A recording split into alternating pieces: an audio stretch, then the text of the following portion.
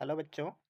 इस सीरीज़ में हम लोग न्यूक्लियाई चैप्टर के कुछ इंपॉर्टेंट टॉपिक्स को डिस्कस कर रहे हैं। न्यूक्लियर डेंसिटी हम लोग प्रूव करेंगे कि इंडिपेंडेंट होता है मास नंबर से।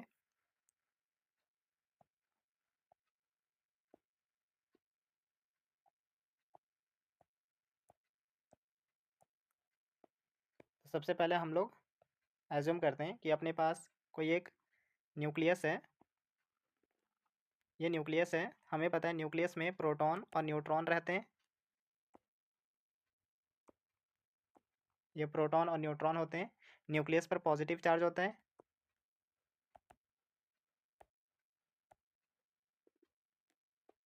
न्यूक्लियस पर अपना पॉजिटिव चार्ज होता है। अगर हम लोग मास ऑफ न्यूक्लियॉन एज्यूम करें कि मास ऑफ न्यूक्लियॉन जो है वो m है,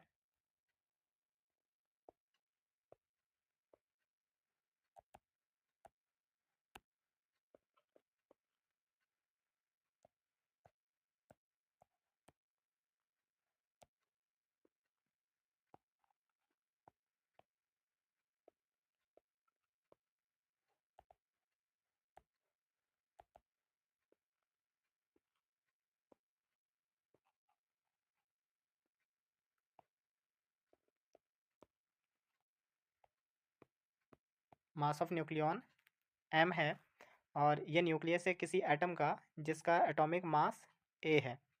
तो total number of nucleon a होंगे। ये टोटल नंबर ऑफ न्यूक्लियॉन्स हैं।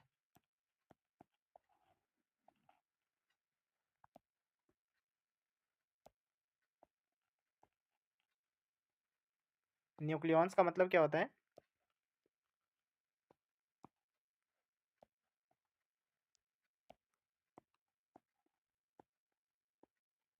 न्यूक्लियॉन का मतलब क्या है कि proton and neutron. Proton and neutron को ही हम लोग कंबाइंड फॉर्म में न्यूक्लियॉन बोल रहे हैं। तो a total number of nucleons हैं न्यूक्लियस के अंदर, और एक न्यूक्लियॉन का मास m है, तो टोटल मास कितना हो जाएगा?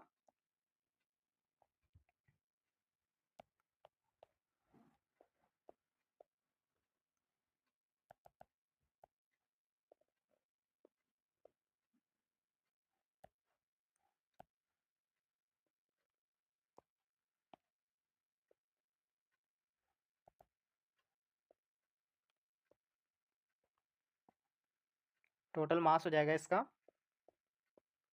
एक न्यूक्लियॉन का mass into total number of nucleons. अब न्यूक्लियर डेंसिटी को डिफाइन करते हैं। तो nuclear density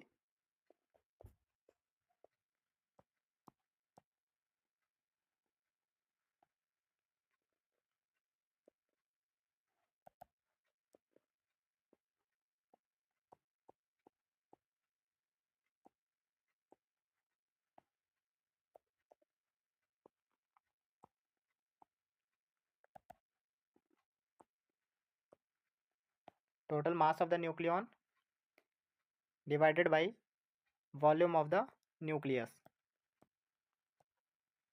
mass upon volume density होता है। सेम इसी तरह से nuclear density total mass of nucleus है और वॉल्यूम ऑफ द न्यूक्लियस है। अब total mass M A, total mass अपना एम ए, और volume of the nucleus, nucleus spherical in shape है। अगर रेडियस आर एज्यूम करें तो इसका वॉल्यूम 4/3 पाई आर क्यूब मिलता है। न्यूक्लियर डेंसिटी अपने पास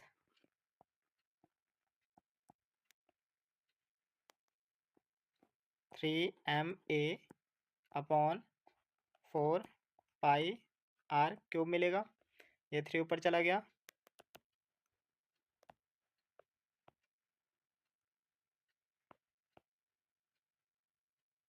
रेडियस ऑफ द न्यूक्लियस या साइज ऑफ द न्यूक्लियस, इसके लिए रिलेशन होता है आर इक्वल आर नॉट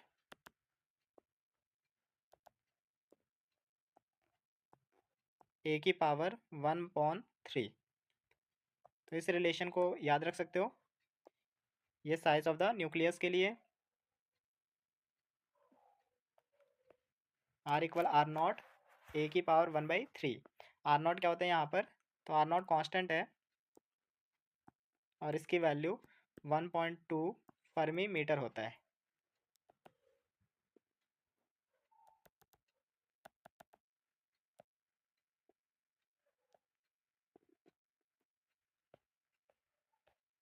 अब आर की वैल्यू यहाँ पुट करेंगे तो न्यूक्लियर डेंसिटी 3 ma अपॉन 4 पाई, और आर की वैल्यू r0 ए की पावर 1/3, इसकी होल पावर 3 हो जाएगा। तो ये हो गया 3 ma अपॉन 4 पाई r0 का क्यूब ए। यहाँ ए से ए को कैंसिल कर सकते हैं, तो न्यूक्लियर डेंसिटी 3m/4 पाई r0 का क्यूब मिल रहा है। ये अपने पास आ गया न्यूक्लियर डेंसिटी, और ये न्यूक्लियर डेंसिटी इंडिपेंडेंट है मास नंबर से, तो हम लोग बोल सकते हैं कि न्यूक्लियर डेंसिटी नियरली कांस्टेंट रहता है। तो ये इंडिपेंडेंट है मास नंबर से, इंडिपेंडेंट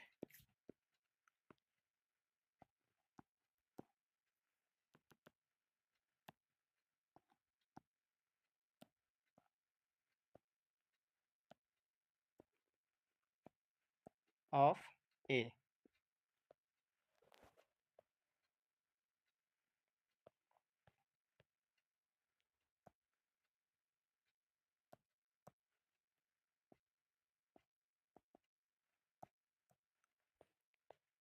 नेक्स्ट टॉपिक हम लोग डिस्कस करते हैं बाइंडिंग एनर्जी, और इसी में हम लोग binding energy per nucleon versus mass number graph देखेंगे और उसकी इंपॉर्टेंस यहाँ पर समझने वाले हैं। तो सबसे पहले बाइंडिंग एनर्जी।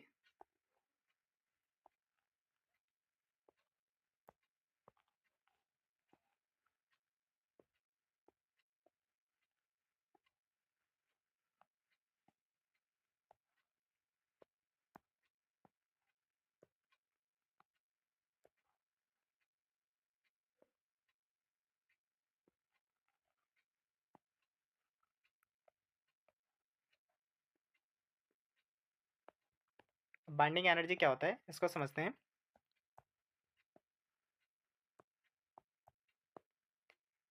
ये अपने पास न्यूक्लियस है, इसके अंदर प्रोटॉन और न्यूट्रॉन है। ये प्रोटॉन और न्यूट्रॉन है इनसाइड द न्यूक्लियस। अब प्रोटॉन्स को न्यूट्रॉन से अलग करने के लिए मिनिमम कितनी एनर्जी रिक्वायर्ड होगी। तो न्यूक्लियॉन्स को एक दूसरे से अलग करना है, मीन्स प्रोटॉन्स को न्यूट्रॉन से या न्यूट्रॉन्स को प्रोटॉन से अलग करना है, तो इनको अलग करने के लिए मिनिमम कितनी एनर्जी रिक्वायर्ड है, इस रिक्वायर्ड एनर्जी को ही बाइंडिंग एनर्जी बोला जाएगा। तो बाइंडिंग एनर्जी क्या है, तो ये मिनिमम एनर्जी रिक्वायर्ड न्यूक्लियॉन्स के थ्रू, ताकि ये एक दूसरे से सेपरेट हो जाएं और कभी इंटरेक्ट नहीं हो पाए, तो इसे हम लोग बाइंडिंग एनर्जी बोलेंगे।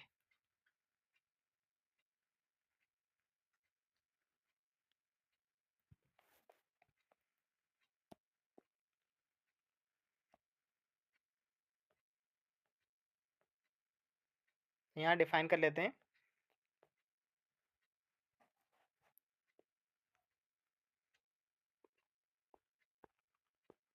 The minimum energy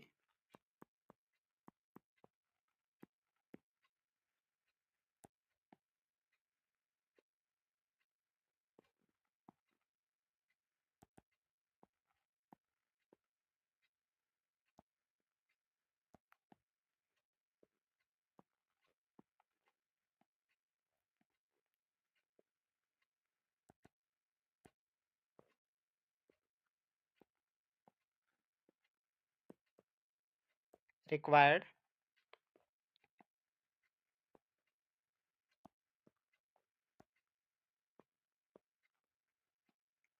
to separate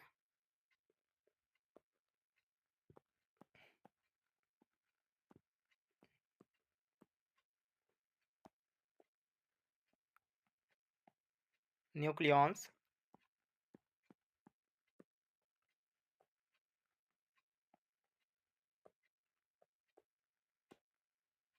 from each other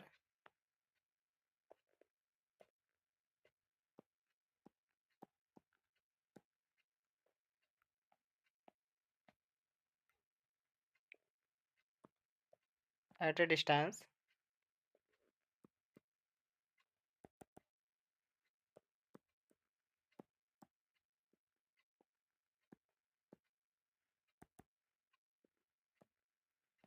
that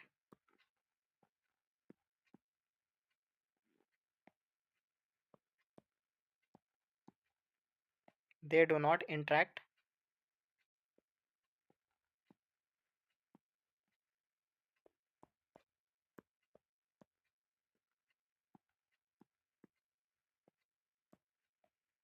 तो जो एनर्जी रिक्वायर्ड है न्यूक्लियॉन को एक दूसरे से अलग करने के लिए, इस रिक्वायर्ड एनर्जी को ही बाइंडिंग एनर्जी बोला जाएगा। अब बाइंडिंग एनर्जी के लिए रिलेशन याद रखना है। बाइंडिंग एनर्जी का रिलेशन क्या होता है?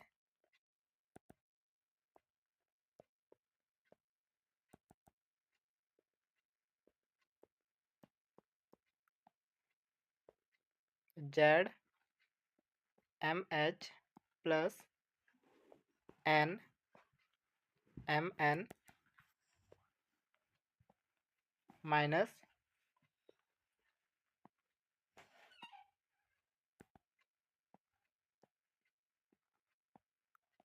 मास ऑफ न्यूक्लियस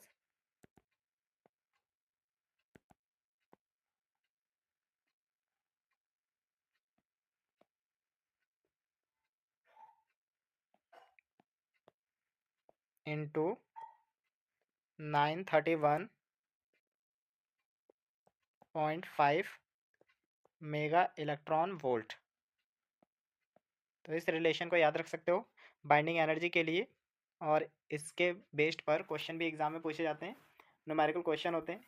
इसमें याद रखना ये जो मासेस हैं वो एटॉमिक मास यूनिट में ही लेनी है, उसे केजी में कन्वर्ट नहीं करना। क्यों नहीं करना है? क्योंकि ये जो वैल्यू है वो एटॉमिक मास यूनिट इंटू सी स्क्वायर करने पर मिला है। ये एटॉमिक मास यूनिट और ये स्पीड ऑफ लाइट का स्क्वायर करने पर ये अपने को वैल्यू मिली है। तो मासेस को हमें हमेशा एटॉमिक मास यूनिट में ही रखना है। तो ये अपने पास बाइंडिंग एनर्जी पर nucleon versus mass number graph है। वाई एक्सिस पर बाइंडिंग एनर्जी पर न्यूक्लियॉन लेना है और एक्स एक्सिस पर मास नंबर। तो ये अपने पास ग्राफ है बाइंडिंग एनर्जी पर न्यूक्लियॉन वर्सेस मास नंबर का। ग्राफ इंपॉर्टेंट है, ग्राफ ड्रॉ करोगे सेम, और अगर सेम नहीं ड्रॉ कर सकते हो तो यहाँ पर एक दो एटम के नाम और कुछ इस तरह से बना लेना।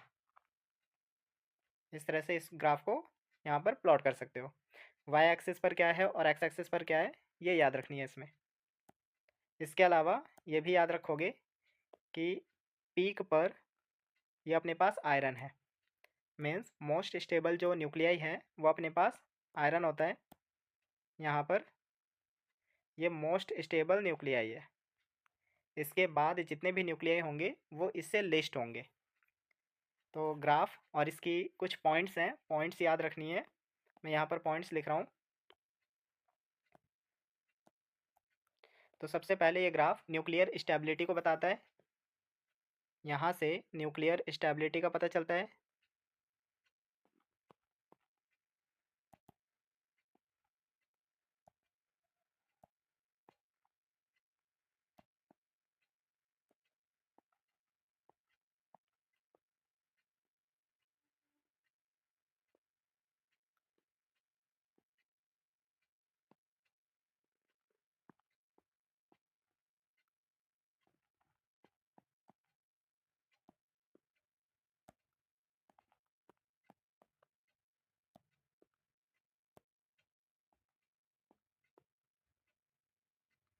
ये न्यूक्लियर स्टेबिलिटी को बताता है, मीन्स बाइंडिंग एनर्जी पर न्यूक्लियॉन जिस न्यूक्लियाई के लिए ज़्यादा होगा वही सबसे ज़्यादा स्टेबल न्यूक्लियाई होगा। जैसे यहाँ पर देखें हम लोग, तो आयरन के लिए बाइंडिंग एनर्जी पर न्यूक्लियॉन सबसे ज़्यादा है, तो ये मोस्ट स्टेबल न्यूक्लियाई है।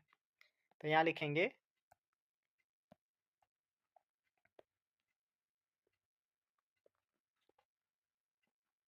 मोर बाइंडिंग एनर्जी पर nucleon most stable nucleus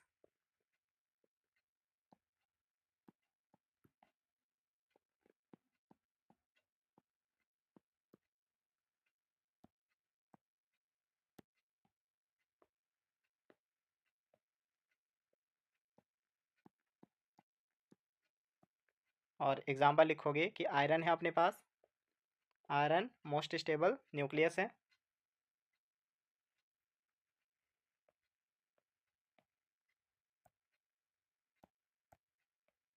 next point क्या पता चलता है अपने को, तो ये nuclear fission and nuclear fusion को एक्सप्लेन करते हैं। न्यूक्लियर फिजन की बात करें तो मास नंबर 170 से आगे जितने भी हैं, अब यहाँ प्रोसेस क्या होगा, तो यहाँ से अगर हम लोग हैवी न्यूक्लियस से इस ग्राफ के मिड की तरफ देखें, तो जैसे जैसे हम लोग यूरेनियम से मिड ऑफ द ग्राफ की तरफ जाते हैं तो binding energy per nucleon increase होता है। यहाँ देखो, तो binding energy per nucleon uranium के लिए यहाँ कम है, उसके बाद इंक्रीज हो रहा है, इंक्रीज हो रहा है, तो ये binding energy per nucleon increase होते जाता है।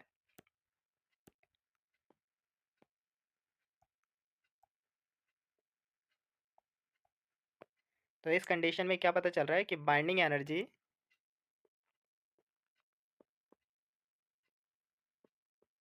पर न्यूक्लियन इंक्रीज हो रहा है जब हम लोग राइट से मिड ऑफ द ग्राफ की तरफ जा रहे हैं। मीन्स यूरेनियम से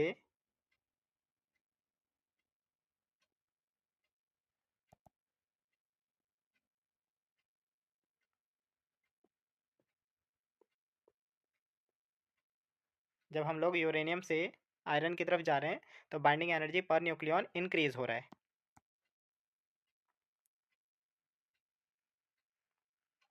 और binding energy per nucleon increase हो रहा है तो यहाँ पर एनर्जी रिलीज हो रही है, एनर्जी यहाँ पर रिलीज हो रही है।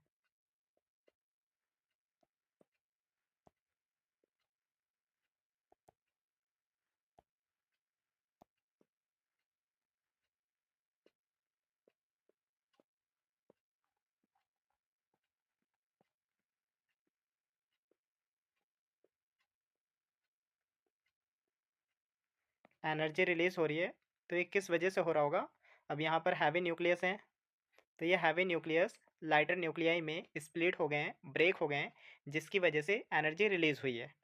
तो यहाँ पर हैवी न्यूक्लियस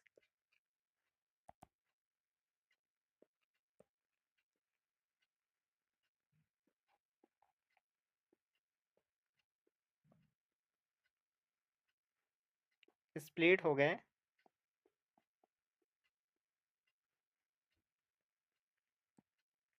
इनटू टू और मोर लाइटर न्यूक्लियाई।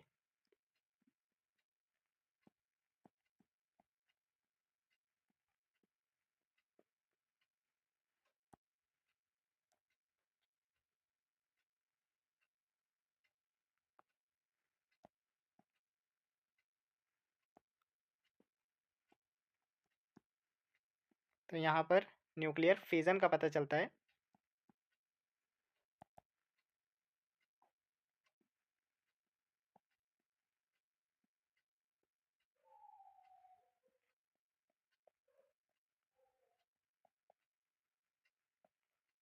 तो यहाँ से न्यूक्लियर फिजन का पता चल रहा है अपने को। सेम न्यूक्लियर फ्यूज़न का पता चलता है, ये जो लाइटर न्यूक्लियाई हैं लेस देन 20 मास नंबर। अब यहाँ पर देखोगे तो जैसे जैसे हम लोग मिड ऑफ द प्लॉट की तरफ बढ़ते हैं तो यहाँ पर भी binding energy per nucleon increase हो रहा है, बाइंडिंग एनर्जी पर न्यूक्लियन इसके लिए भी इंक्रीज हो रहा है। तो यहाँ पर भी लिख सकते हैं हम लोग कि binding energy per nucleon increase होता है जब हम लोग मिड ऑफ द प्लॉट की तरफ मूव करते हैं। तो यहाँ पर भी एनर्जी रिलीज हो रही है, यहाँ भी एनर्जी रिलीज हो रही है।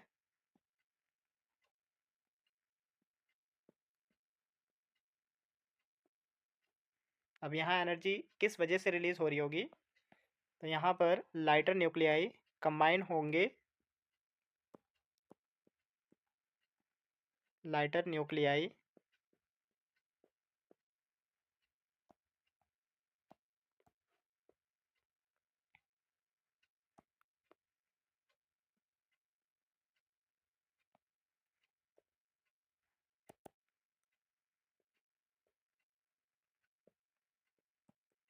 Combine to form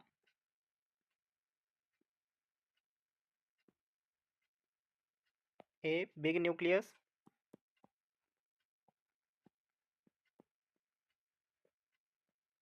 lighter nuclei combine होकर के बड़ा सा न्यूक्लियस फॉर्म कर रहे हैं, जिसे हम लोग न्यूक्लियर फ्यूजन कहते हैं। ये न्यूक्लियर फ्यूजन है।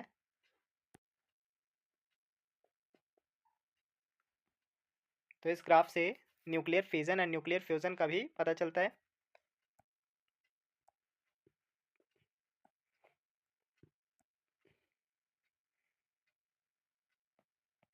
तो यहाँ लिख लेते हैं प्रेडिक्टिंग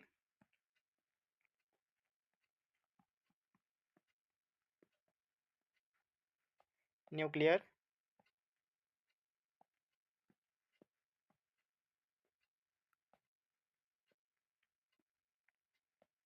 फ्यूजन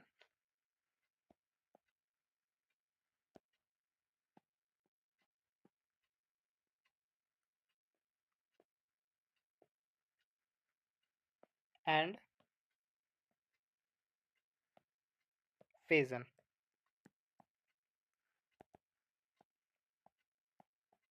न्यूक्लियर फ्यूजन और न्यूक्लियर फिजन का इस ग्राफ से पता चलता है।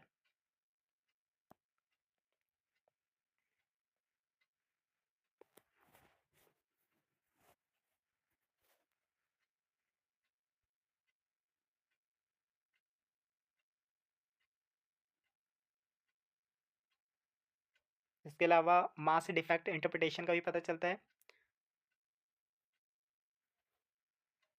तो नेक्स्ट टॉपिक हम लोग देखते हैं। नेक्स्ट टॉपिक है अपने पास न्यूक्लियर फोर्स।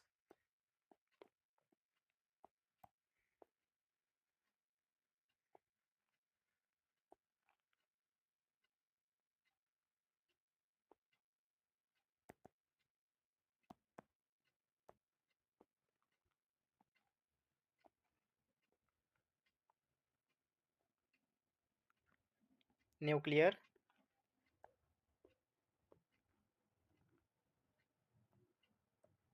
फोर्स। अब न्यूक्लियर फोर्स क्या है? तो एक ऐसा फोर्स जो न्यूक्लियस के अंदर न्यूट्रॉन और प्रोटॉन्स को एक दूसरे से बाइंड करके रखता है। ये बहुत ही ज़्यादा स्ट्रॉन्गेस्ट फोर्स है। न्यूक्लियस इतना छोटा है 10⁻⁻15 मीटर में। तो इस न्यूक्लियस के अंदर न्यूट्रॉन्स और प्रोटॉन्स के बीच जो फोर्स लग रहा है, उस फोर्स को हम लोग न्यूक्लियर फोर्स कहते हैं।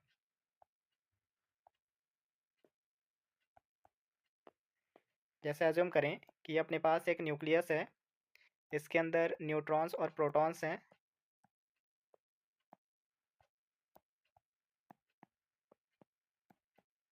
ये प्रोटॉन्स और न्यूट्रॉन्स हैं inside the nucleus.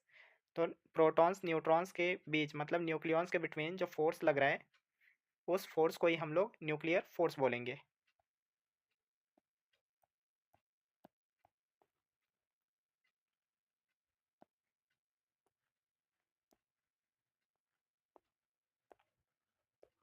The strongest force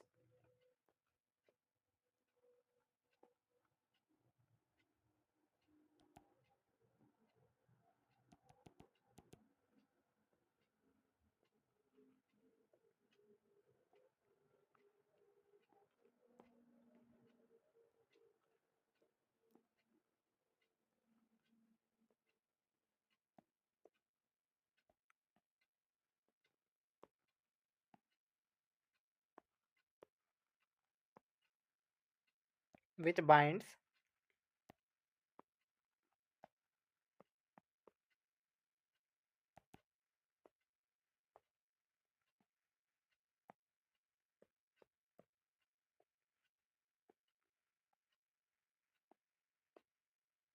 proton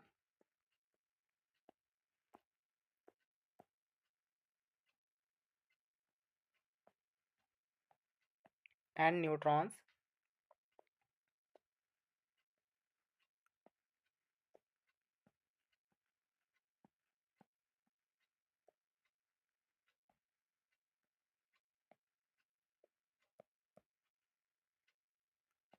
inside a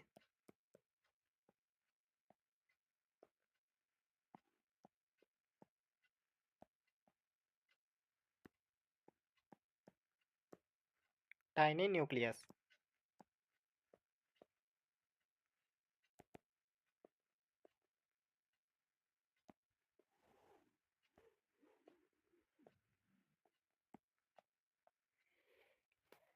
तो ये स्ट्रॉन्गेस्ट फोर्स है जो प्रोटॉन्स और न्यूट्रॉन्स को छोटे से न्यूक्लियस के अंदर बाइंड करके रखता है। इस फोर्स को ही न्यूक्लियर फोर्स बोला जाता है। अब इसकी कुछ बेसिक प्रॉपर्टीज़ हैं, तो प्रॉपर्टीज़ की बात कर लेते हैं। सबसे पहले स्ट्रॉन्गेस्ट फोर्स है नेचर में।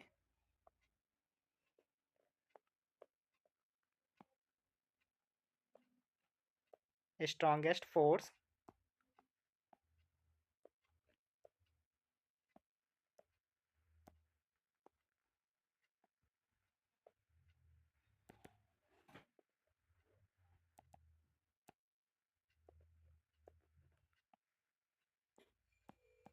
इन नेचर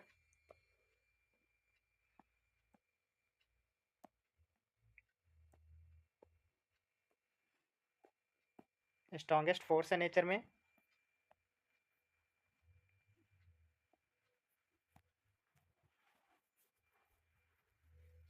ये फोर्स चार्ज इंडिपेंडेंट होता है, तो इसे लिखेंगे चार्ज इंडिपेंडेंट फोर्स। चार्ज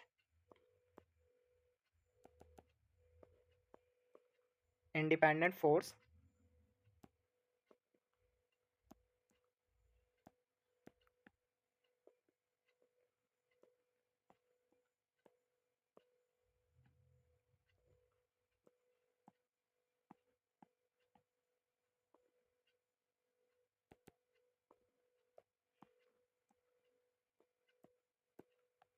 इसका मतलब क्या है कि जो फोर्स एक्ट कर रहा है between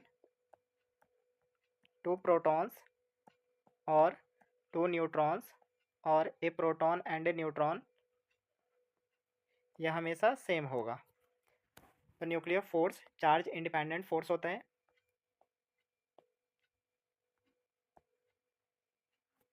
nuclear force spin dependent होता है।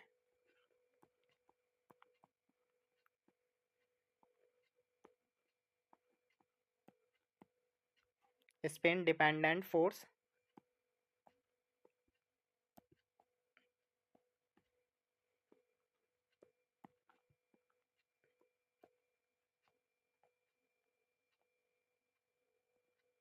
ये नॉन सेंट्रल फोर्स होता है।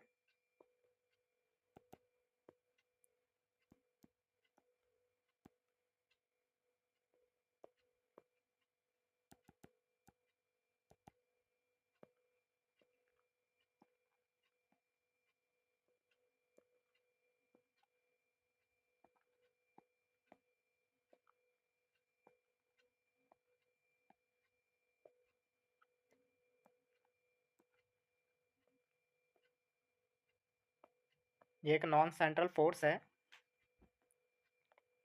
नेक्स्ट यहाँ वेरिएशन बनाते हैं।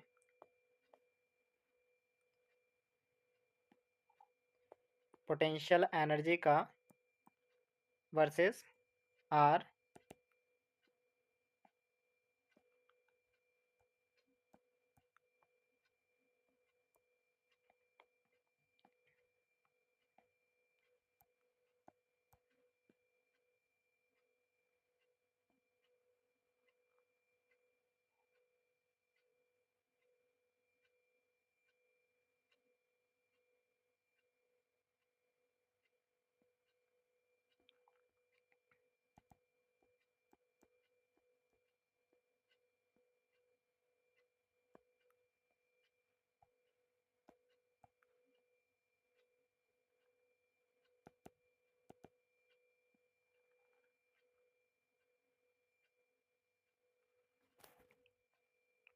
तो ये अपने पास ग्राफ है।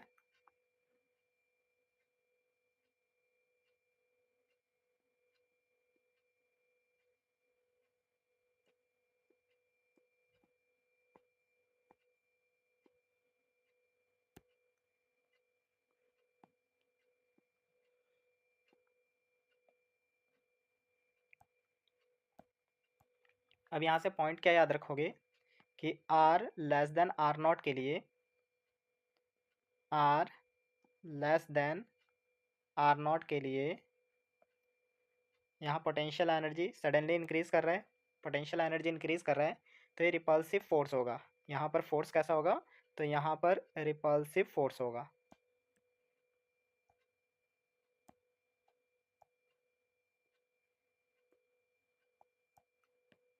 यहाँ अपने पास रिपल्सिव फोर्स है।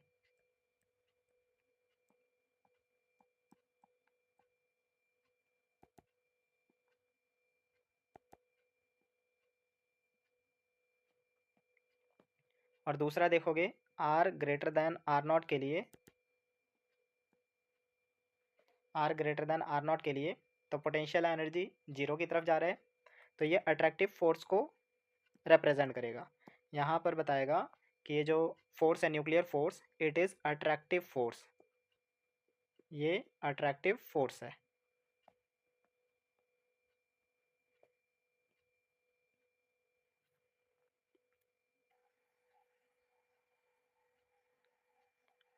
इस ग्राफ में ये जो पॉइंट है ये अपने पास 0.8 फर्मी मीटर है,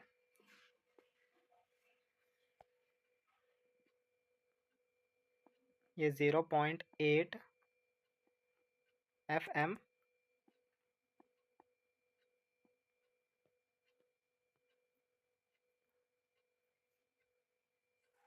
तो यहाँ लिख लेंगे for R less than R naught, R less than R naught, force repulsive है, रिपल्सिव फोर्स है। और इस कंडीशन में for R greater than R naught के लिए फोर्स अट्रैक्टिव है, ये अपने पास अट्रैक्टिव फोर्स है।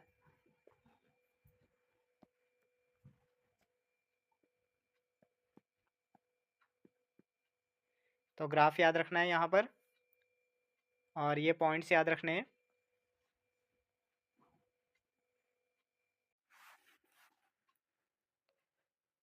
फर्स्ट क्वेश्चन में देखते हैं हम लोग, तो इसमें क्या बोला जा रहा है कि binding energy mega electron volt में फाइंड आउट करनी है of nitrogen nucleus, mass nitrogen nucleus का गिवन है। तो बाइंडिंग एनर्जी के लिए अपने को बेसिक रिलेशन पता है कि binding energy Z mass of hydrogen या mass of proton plus number of neutron into mass of a neutron minus mass of nucleus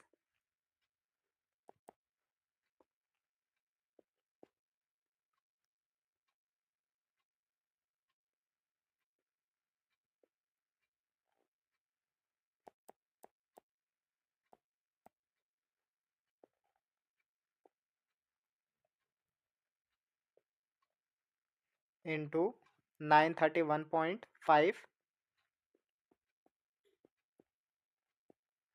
mega electron volt होता है। तो ये बाइंडिंग एनर्जी, अब यहाँ पर अपने को बाइंडिंग एनर्जी फाइंड आउट करनी है फॉर नाइट्रोजन। तो नाइट्रोजन अगर हम लोग देखें तो ये अपने पास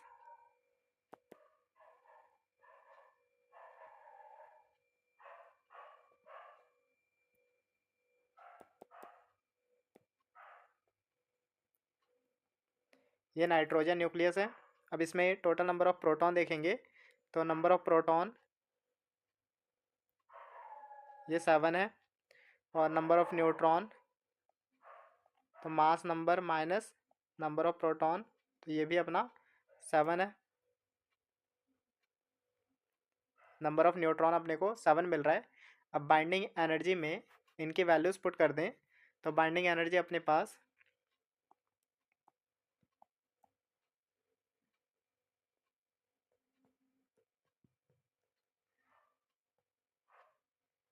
जेड की value 7 into mass of hydrogen, तो mass of hydrogen 1.007825, 1.0078 25 plus number of neutron 7 into mass of a neutron 1.00 1.008665 and minus mass of nucleus अपने पास नाइट्रोजन है, तो मास गिवन है 14.00 14.00307 into 931.5 mega electron volt.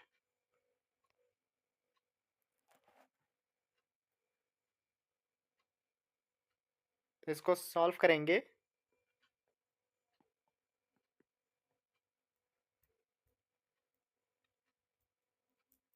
Solve करें तो ये जो वैल्यूज़ हैं ये अपने को 0.11236 इंटू 931.5 मेगा इलेक्ट्रॉन वोल्ट मिलता है। फाइनली अपने पास binding energy 104.66 mega electron volt मिल जाता है।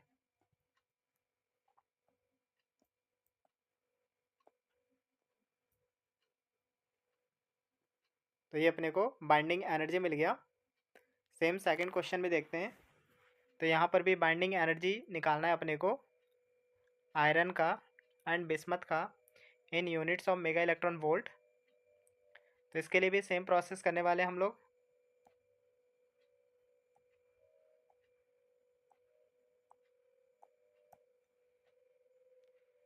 तो सेकंड क्वेश्चन के लिए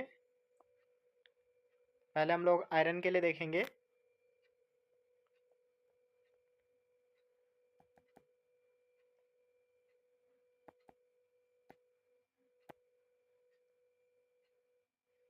ये 26 एंड 56 है, तो इसमें जेड अपने पास 26 मिलेगा एंड एन ये अपने पास 56 minus 26 that is 30।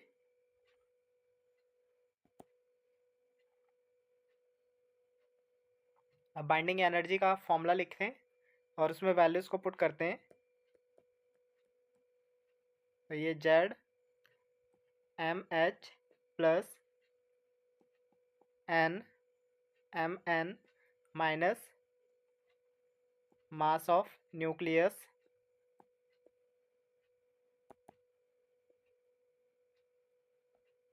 Into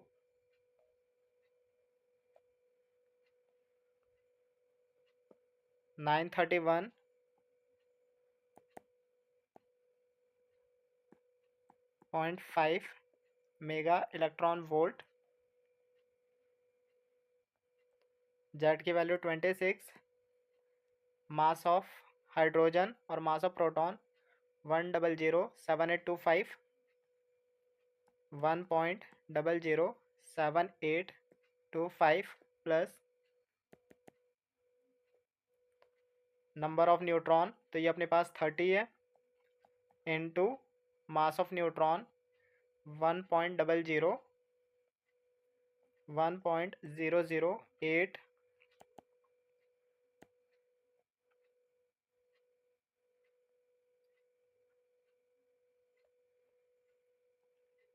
665 minus mass of iron. तो मास ऑफ आयरन अपने पास गिवन है, ये वैल्यू 55.9349 55.9349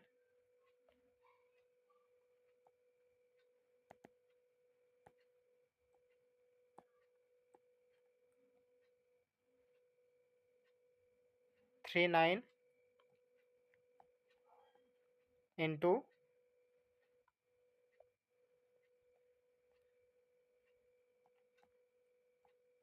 931.5 मेगा इलेक्ट्रॉन वोल्ट। इस वैल्यू को कैलकुलेट करेंगे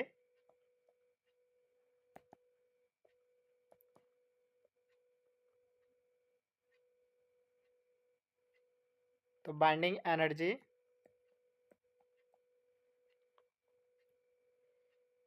इन सारी वैल्यूज़ को कैलकुलेट करें तो ये अपने पास 0.5286 इंटू 931.5 मेगा इलेक्ट्रॉन वोल्ट मिलता है। मल्टीप्लाई करने के बाद अपने पास binding energy 492.26 mega electron volt मिल रहा है। तो ये अपने पास एनर्जी आ गया।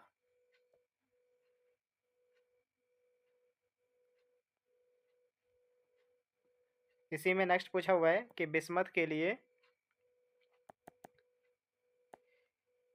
बाइंडिंग एनर्जी क्या होगा। तो अगेन बाइंडिंग एनर्जी लिखेंगे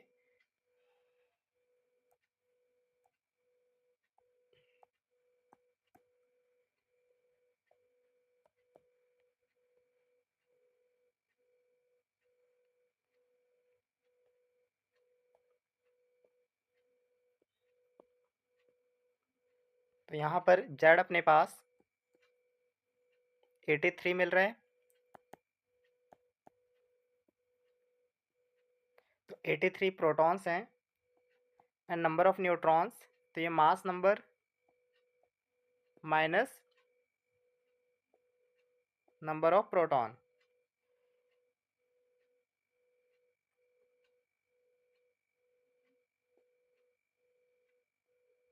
तो ये अपने पास नंबर ऑफ न्यूट्रॉन 126 मिल रहा है। अब बाइंडिंग एनर्जी लिखें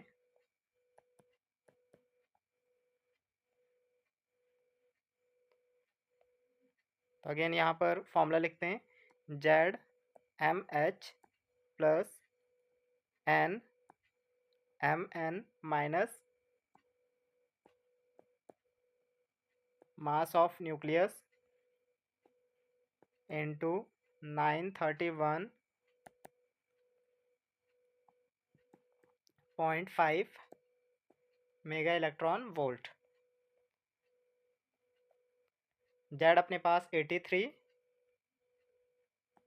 इंटू मास ऑफ हाइड्रोजन या फिर mass of proton 1.007.825 plus number of neutrons 126 थे into mass of neutron 1.00865 minus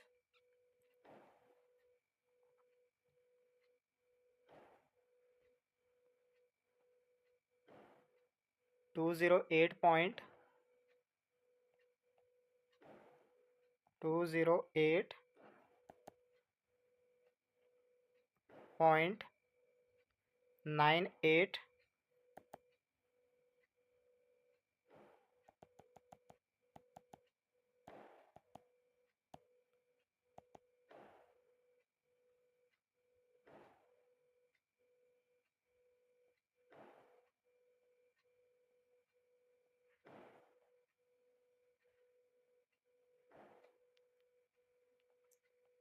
into 931.5 mega electron volt.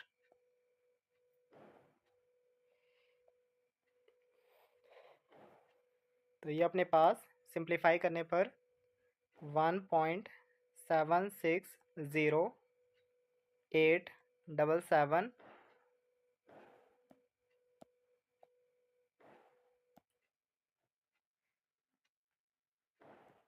Into 931.5 mega electron volt मिलता है।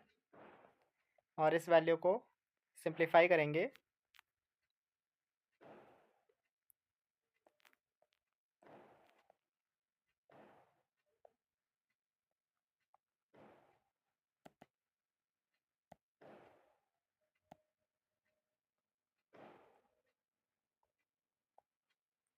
तो ये अपने पास बाइंडिंग एनर्जी मिल गया।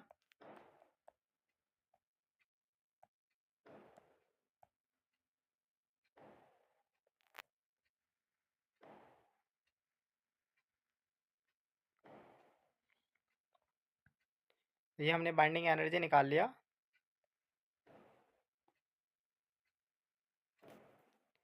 नेक्स्ट क्वेश्चन है, obtain approximately the ratio of the nuclear radii of gold isotope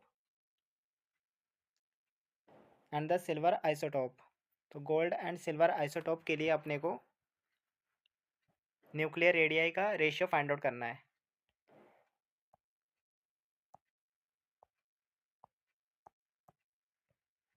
तो एक रिलेशन होता है रेडियस के लिए, R equal R not A की पावर 1/3। आर नॉट अपना कांस्टेंट होता है, 1.2 फर्मी इसकी वैल्यू होती है, और ए मास नंबर है। अब गोल्ड एंड सिल्वर के लिए आर लिखें तो आर ये गोल्ड का आर नॉट, एंड गोल्ड का मास नंबर है 197, तो ये 197 इसकी होल पावर 1/3। एंड सिल्वर के लिए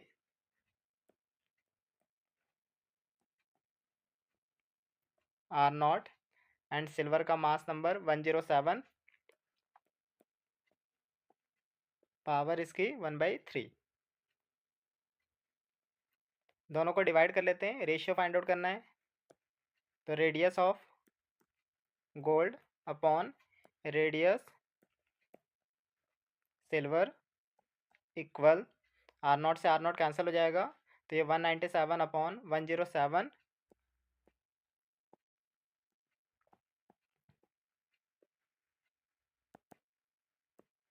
इसकी होल पावर 1/3 मिल रहा है।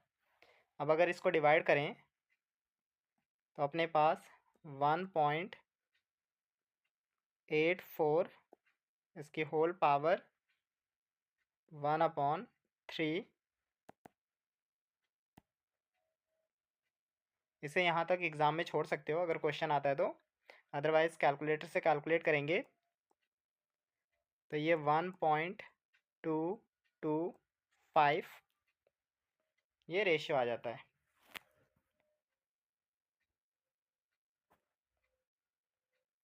बेसिक फॉर्मूला बेस्ड क्वेश्चन है ये।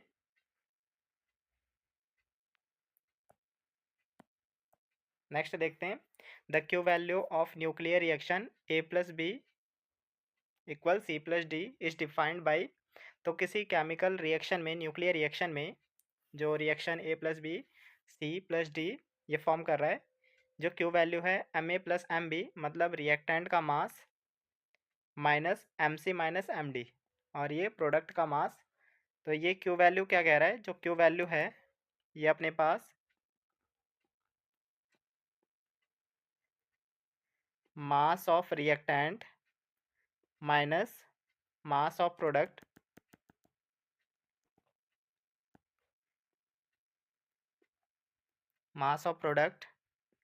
इनटू सी स्क्वायर है, और हम लोग इसको याद रखेंगे mass of reactant minus mass of product into 931.5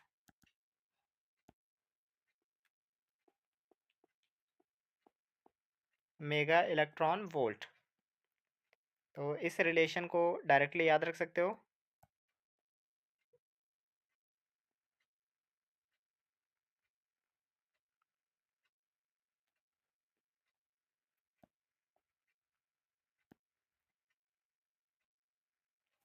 masses refer to the respective nuclei, masses जो हैं रिस्पेक्टिव न्यूक्लियाई के हैं। Determine from the given data the Q value of the following reactions. तो अपने को जो रिएक्शंस गिवन है, ये दो रिएक्शंस गिवन है, दोनों रिएक्शन में क्यू वैल्यू फाइंड आउट करनी है। और हमें बताना है कि एक्सोथर्मिक एंड एंडोथर्मिक रिएक्शन कौन सी होगी, इन दोनों में से कौन सी रिएक्शन एक्सोथर्मिक है और कौन सी रिएक्शन एंडोथर्मिक रिएक्शन है। तो फर्स्ट इक्वेशन को सॉल्व करते हैं, जो फर्स्ट प्रॉब्लम है।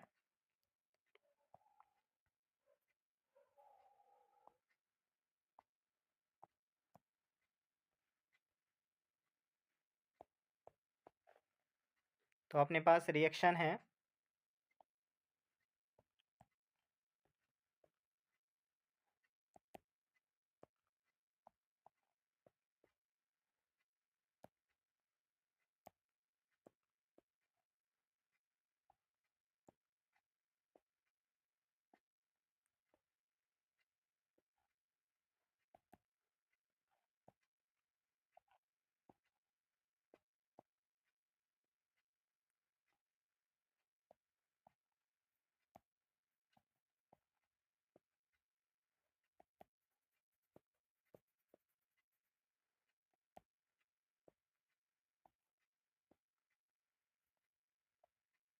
ये रिएक्शन गिवन है, इसके लिए अपने को क्यू वैल्यू फाइंड आउट करनी है। तो मास ऑफ रिएक्टेंट करेंगे, ये अपने पास हाइड्रोजन का मास जो हमने स्टार्टिंग में देखा हुआ था 1.007825।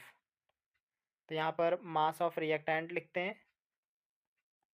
मास ऑफ रिएक्टेंट में इसका मास प्लस इसका मास हो जाएगा, तो ये हो गया 1.007825 प्लस इसका मास 3.016049।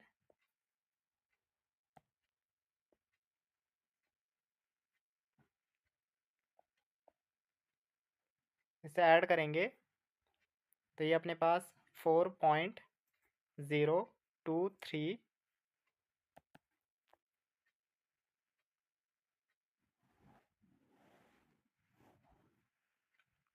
874 एटॉमिक मास यूनिट में मिल जाता है। एंड मास ऑफ प्रोडक्ट देखेंगे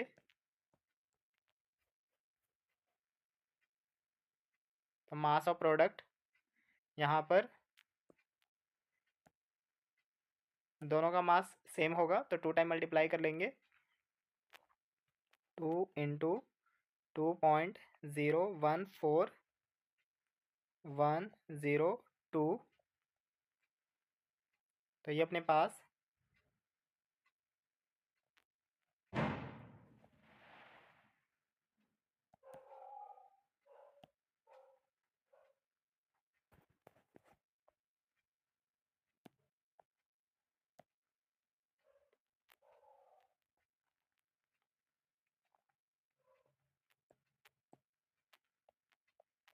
अब अपने पास मास ऑफ रिएक्टेंट है एंड मास ऑफ प्रोडक्ट है, तो क्यू वैल्यू लिख सकते हैं।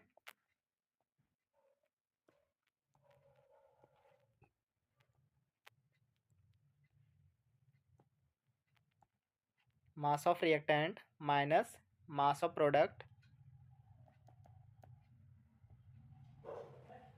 Into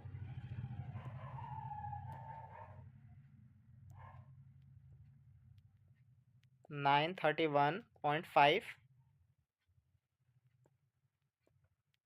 mega electron volt. Values को पुट करेंगे।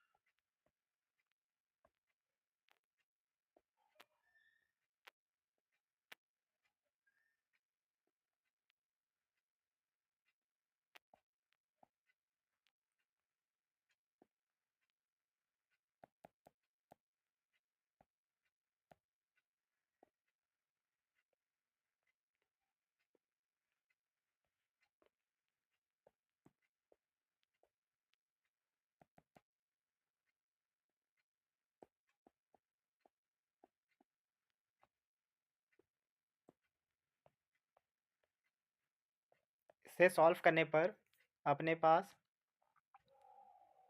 एनर्जी मिल जाता है -4.033 मेगा इलेक्ट्रॉन वोल्ट। यह आ गया अपना क्यू वैल्यू।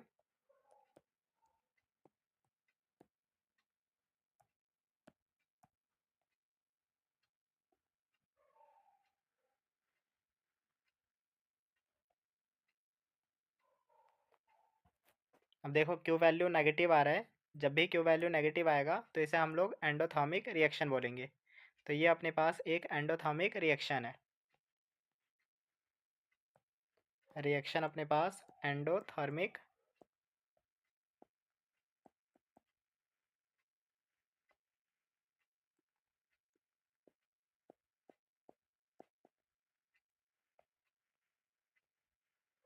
नेक्स्ट है सेकंड पार्ट देखते हैं। तो सेकंड रिएक्शन गिवन है।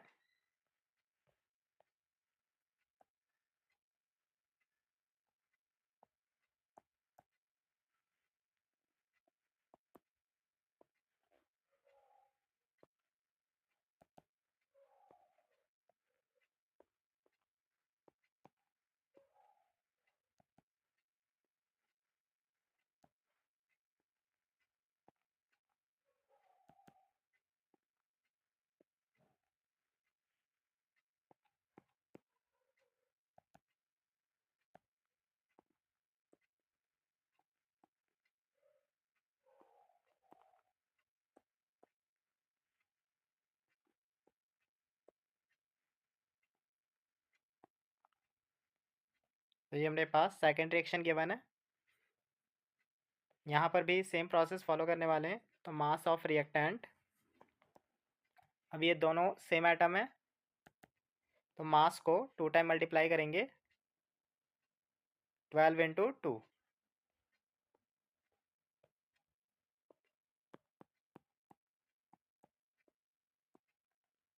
तो ये 24U मास ऑफ रिएक्टेंट आ गया। मास ऑफ प्रोडक्ट लिखें,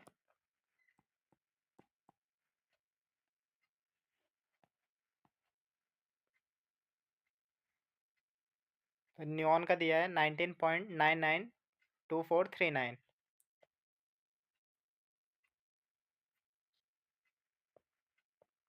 19.992439 प्लस हीलियम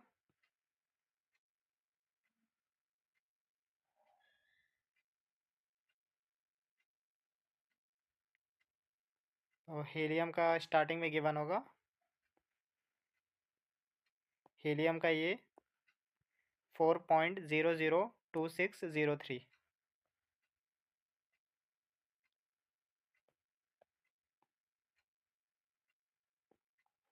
4.002603।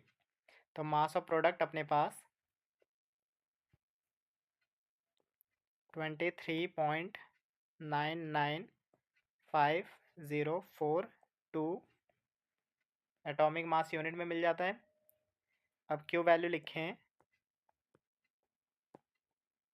तो Q value mass of reactant minus mass of product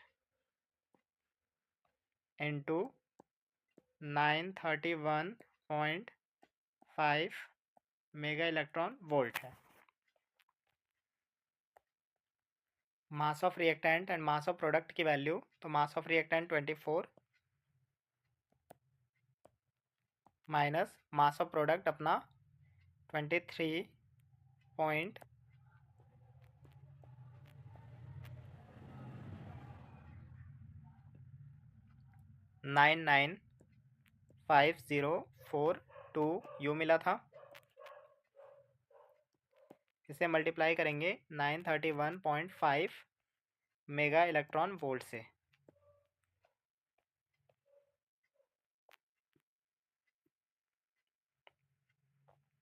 इसे सॉल्व करने पर अपने पास क्यू वैल्यू मिल जाता है 4.618 मेगा इलेक्ट्रॉन वोल्ट। ये आ गया अपने पास क्यू वैल्यू। अब यहाँ क्यू वैल्यू पॉजिटिव आ रहा है, क्यू वैल्यू पॉजिटिव आ रहा है, तो इसे हम लोग एक्सोथर्मिक रिएक्शन बोलेंगे। तो ये अपने पास एक्सोथर्मिक रिएक्शन है।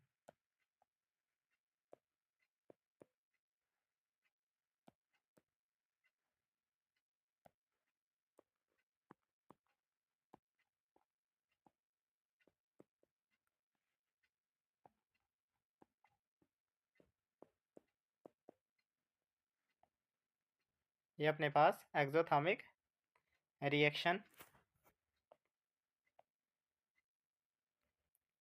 नेक्स्ट देखते हैं।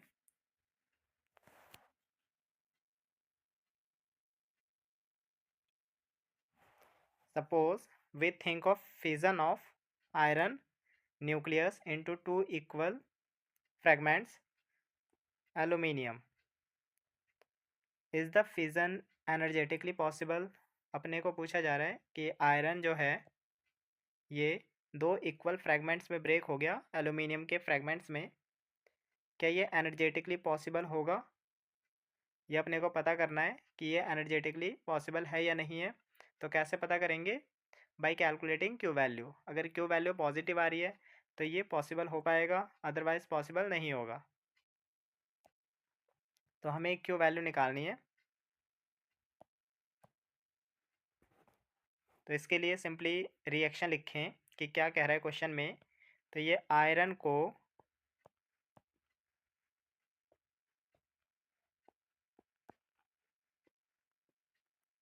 एल्यूमिनियम के दो इक्वल फ्रैगमेंट में ब्रेक करने को बोल रहा है।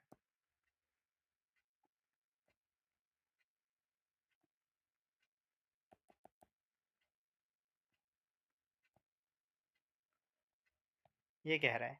तो रिएक्टेंट हो गया और ये प्रोडक्ट। मासेस गिवन है, आयरन का भी मास गिवन है और एल्यूमिनियम का भी गिवन है। तो mass of reactant mass of product निकाल लेते हैं और यहाँ से हम लोग क्यू वैल्यू को फाइंड आउट करेंगे।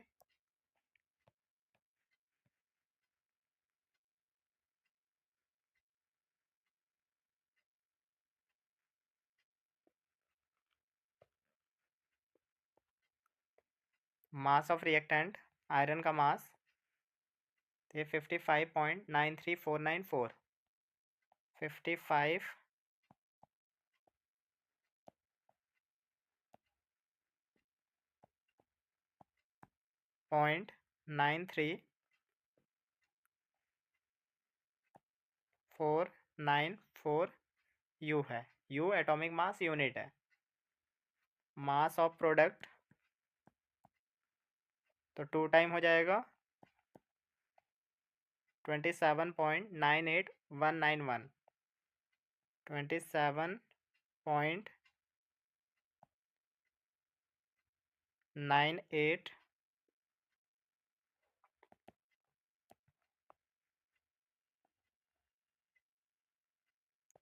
191। इसको मल्टीप्लाई कर लें तो ये 55.96382 एटॉमिक मास यूनिट मिल जाता है। अब अपने को क्यू वैल्यू लिखनी है। तो क्यू वैल्यू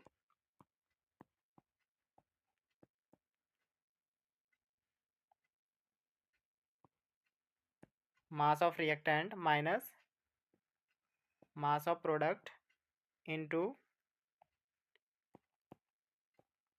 931.5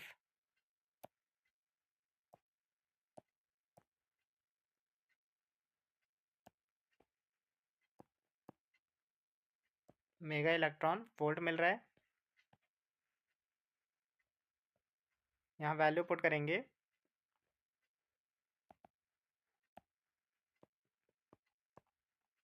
55.93494 माइनस 55.96382 382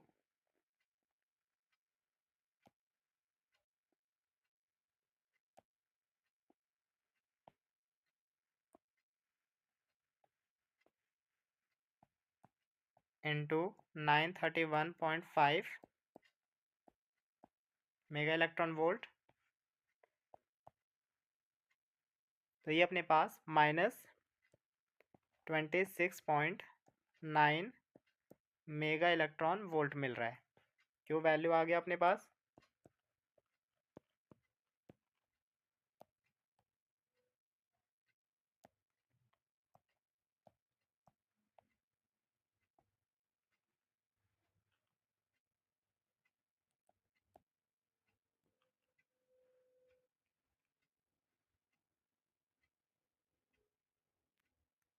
तो ये अपने पास क्यू वैल्यू आ गया, नेगेटिव में आ रहा है क्यू वैल्यू, तो ये पॉसिबल नहीं है। यहाँ लिख लेंगे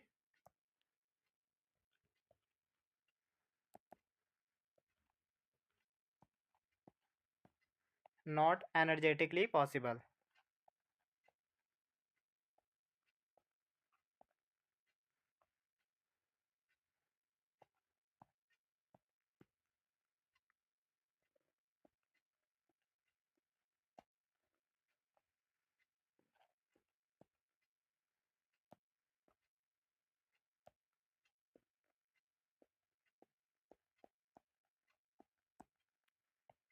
तो ये एनर्जेटिकली पॉसिबल नहीं है।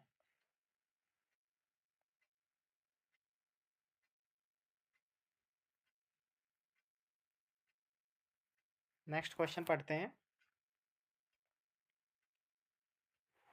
How long can an electric lamp of 100 watt be kept glowing by fusion of 2 kg of deuterium?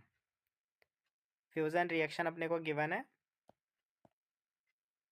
अब इस क्वेश्चन में क्या कह रहा है कि अपने पास एक 100 watt इलेक्ट्रिक लैम्प है, इसे कितने टाइम तक हम लोग ग्लो कर पाएंगे किसी फ्यूज़न रिएक्शन में जिसमें 2 kg ऑफ ड्यूटेरियम यूज़ हो रहा है। 2 kg ड्यूटेरियम यूज़ हो रहा है और ये अपने पास इस रिएक्शन को फॉलो कर रहा है। तो 100 watt के बल्ब को कितने टाइम तक हम लोग ग्लो कर पाएंगे, ये अपने को यहाँ पर पूछा जा रहा है। तो इसके लिए हम लोग क्या करेंगे, अपने पास पावर गिवन है, हमें इलेक्ट्रिक पावर गिवन है,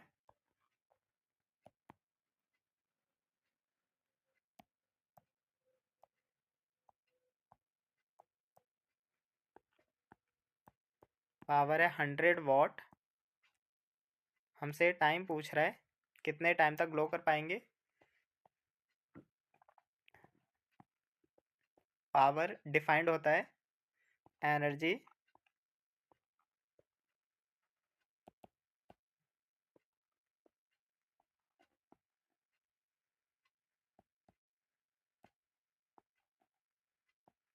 अपॉन टाइम से। तो हम लोग टाइम कैलकुलेट कर सकते हैं, टाइम कैलकुलेट कर सकते हैं।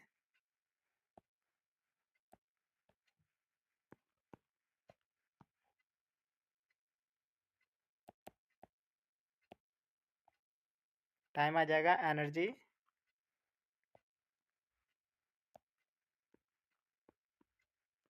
Upon power. तो यहाँ से हम लोग टाइम को कैलकुलेट करेंगे। अब हमारा काम है एनर्जी को फाइंड आउट करना। ये जो रिएक्शन है, कितनी एनर्जी यहाँ पर टोटल मिलेगी बाई 2 kg ऑफ ड्यूटेरियम। तो अपने को एनर्जी फाइंड आउट करना है। तो सबसे पहले हम लोग, हमें 2 kg ड्यूटेरियम गिवन है, तो मास गिवन है 2 kg।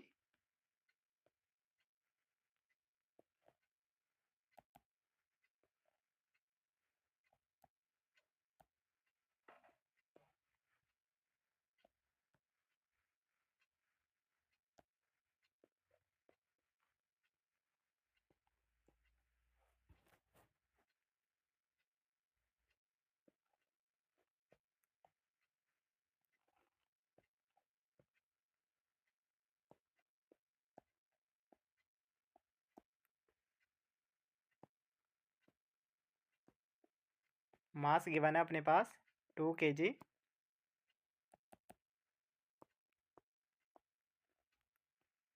इसे ग्राम में कन्वर्ट करें तो ये 2000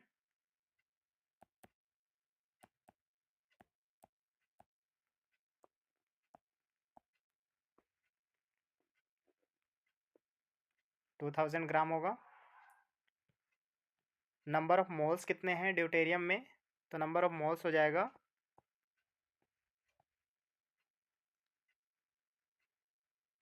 मास अपॉन में मोलर मास।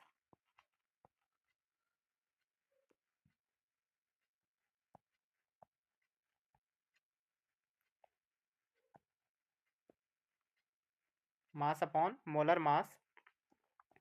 मास है इसका 2000 ग्राम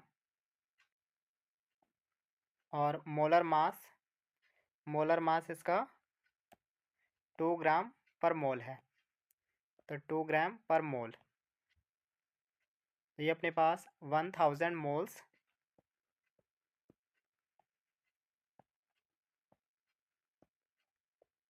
1000 मोल्स नंबर ऑफ मोल आ गया ड्यूटेरियम का। Total number of deuterium nuclei कितने होंगे, तो total number of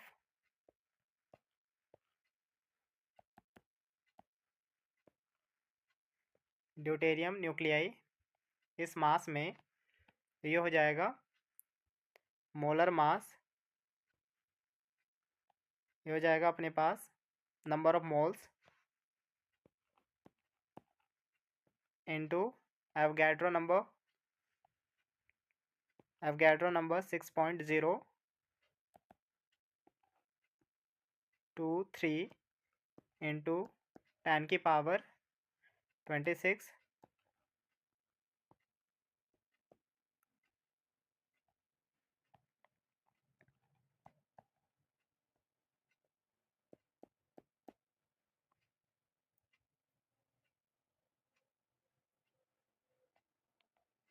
Avogadro number 6.023 into 10 की पावर 23 होता है, तो यहाँ पर ये 26 हो जाएगा। अब अपने को यहाँ n पता चल गया, तो एनर्जी निकाल सकते हैं यहाँ पर। टोटल एनर्जी क्या हो जाएगा, तो टोटल एनर्जी हो जाएगा, अब देखो यहाँ पर 2 ड्यूटेरियम मिलकर के इतनी एनर्जी क्रिएट कर रहे हैं, तो एक ड्यूटेरियम से कितनी एनर्जी क्रिएट होगी 3.27 upon 2, 3.27 mega electron volt upon 2, और टोटल एनर्जी निकालेंगे 2 kg में, तो टोटल नंबर ऑफ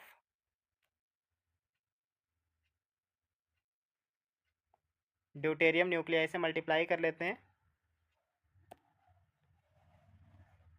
6.023 इंटू 10 की पावर 26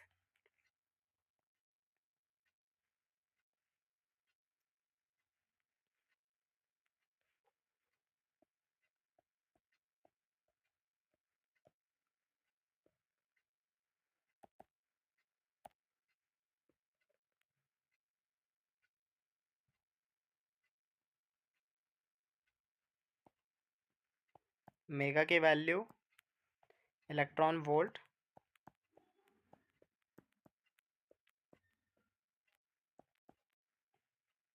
इंटू 6.023 10 की पावर 26, तो अपने पास एनर्जी मिल जाता है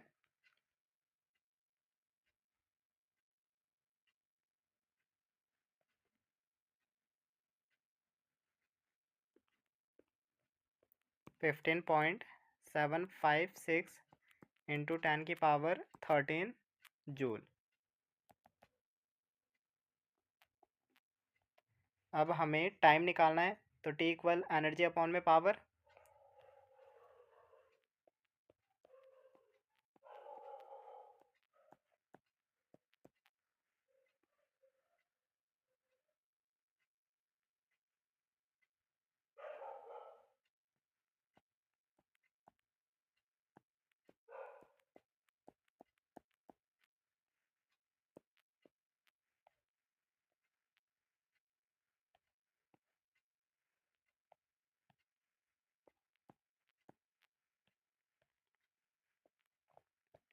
तो टाइम अपने पास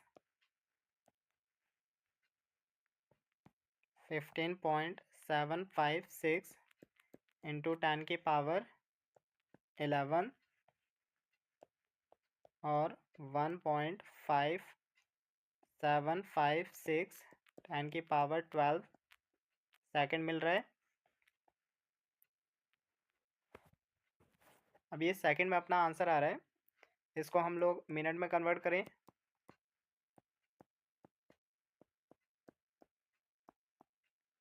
तो मिनट में कन्वर्ट करने के लिए 60 से डिवाइड करना पड़ेगा, फिर आवर्स में कन्वर्ट करने के लिए 60 से फिर से डिवाइड करना पड़ेगा, डे में डिवाइड करने के लिए 24 और ईयर में कन्वर्ट करने के लिए 365 से डिवाइड करना होगा। तो इसको डिवाइड करें तो अपने पास टाइम आता है 4.996 इंटू 10 की पावर 4 ईयर्स।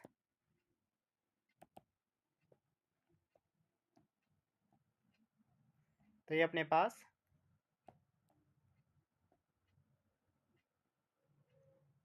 टाइम आ गया।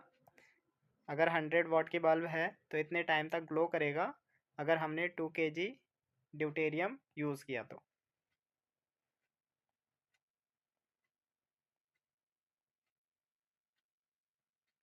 नेक्स्ट देखते हैं, from the relation R equal R not A की पावर 1/3, आर नॉट कॉन्स्टेंट है and A is the mass number of nucleus,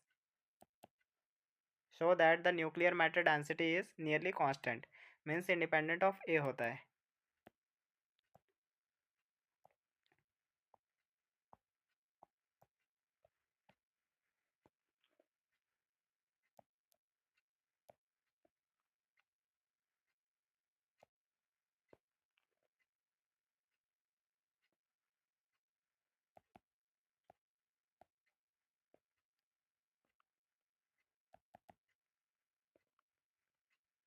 देखो न्यूक्लियर डेंसिटी जो है वो किस तरह से डिफाइंड होता है, तो न्यूक्लियर डेंसिटी अपना डिफाइंड है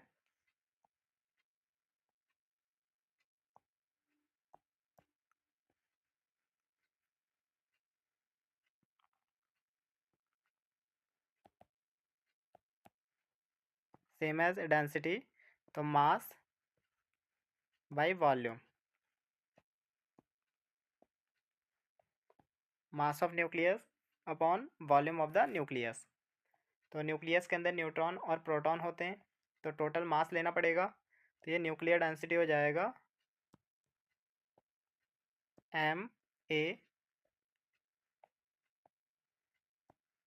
ये मास है, mass of one nucleon into में टोटल नंबर ऑफ न्यूक्लियॉन्स।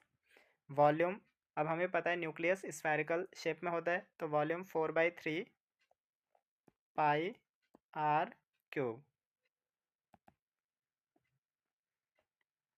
यहाँ से न्यूक्लियर डेंसिटी अपने पास 3 ma upon 4 pi are cube मिलता है।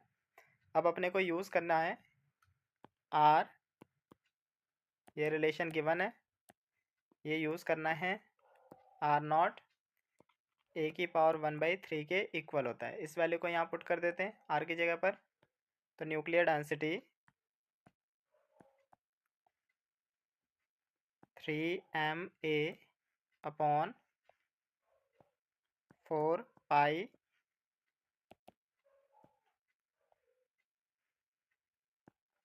आर नॉट ए की पावर 1/3 और इसका होल क्यूब।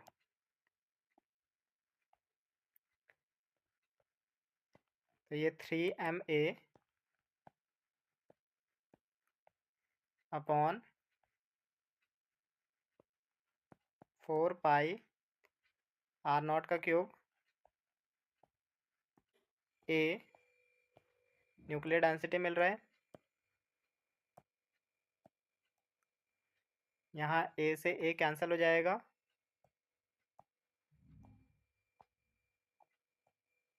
तो न्यूक्लियर डेंसिटी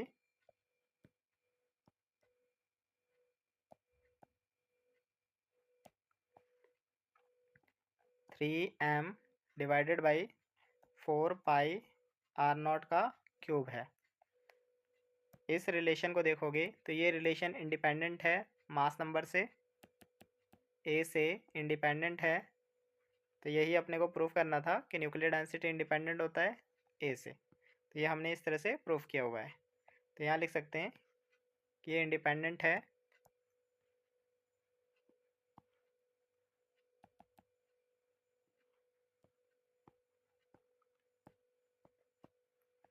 इंडिपेंडेंट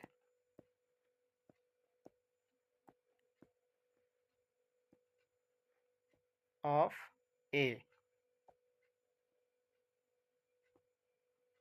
ये ए से इंडिपेंडेंट है, ये अपने को प्रूफ करना था।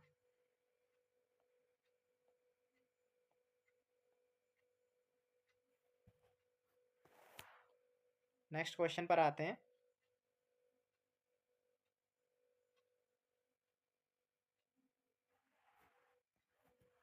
द फिजन प्रॉपर्टी ऑफ, ये कोई एटम है अपने पास, are very similar to those of uranium. तो ये अपने पास प्लूटोनियम और ये यूरेनियम। अब ये क्या कह रहा है कि प्लूटोनियम का जो फिजन प्रॉपर्टी है वो यूरेनियम से सिमिलर है। द एवरेज एनर्जी रिलीज्ड पर fission is 180 mega electron volt. Average energy 180 mega electron volt release हो रहा है। How much energy in mega electron volt is released if all the atoms in 1 kg of pure plutonium undergo fission. अगर 1 kg of plutonium fission होता है इनका, तो कितनी average energy release होगी ये अपने को फाइंड आउट करना है। कितनी एनर्जी रिलीज होने वाली है ये अपने को फाइंड आउट करना होगा। यहाँ पर यहाँ 1 kg में पूछ रहा है।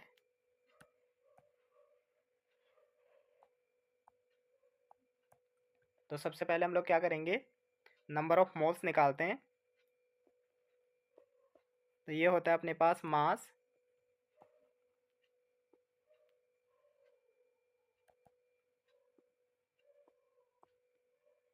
अपॉन मोलर मास।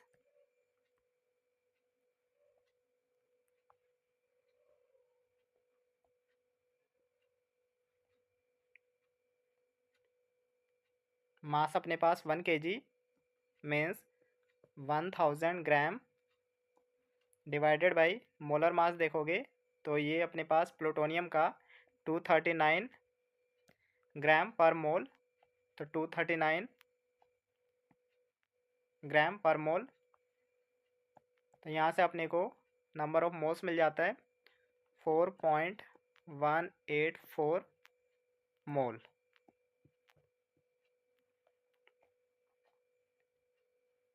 अब 1 kg में कितने एटम्स होंगे प्लूटोनियम के, तो टोटल नंबर ऑफ एटम्स ये हो जाएगा अपने पास नंबर ऑफ मोल्स 1 kg में 4.184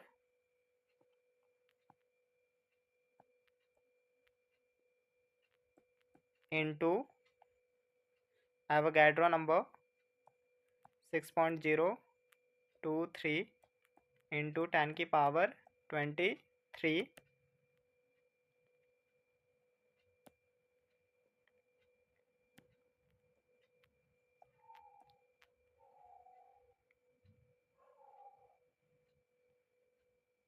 तो यहाँ से टोटल नंबर ऑफ एटम्स आ गया प्लूटोनियम में। अब हमें पता है कि एवरेज एनर्जी जो है ये 180 मेगा इलेक्ट्रॉन वोल्ट रिलीज़ कर रहा है ड्यूरिंग फिजन। तो टोटल एनर्जी कितना आएगा, तो टोटल एनर्जी आ जाएगा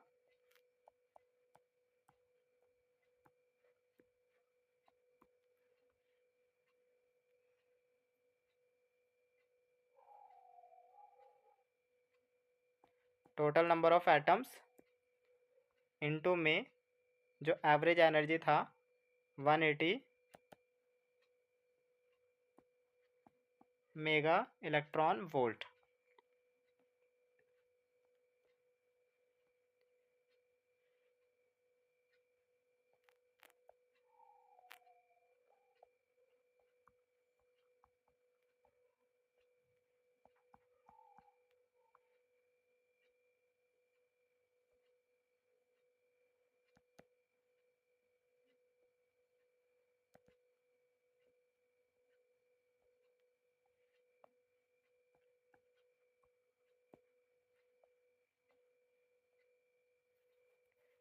इसे सिंप्लीफाई करें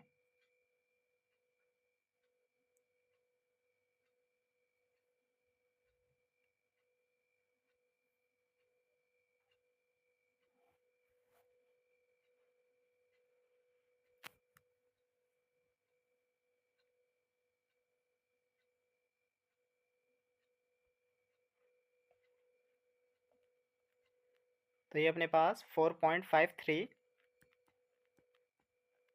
इंटू 10⁻26 मेगा इलेक्ट्रॉन वोल्ट मिल रहा है। ये अपने पास आ गया टोटल एनर्जी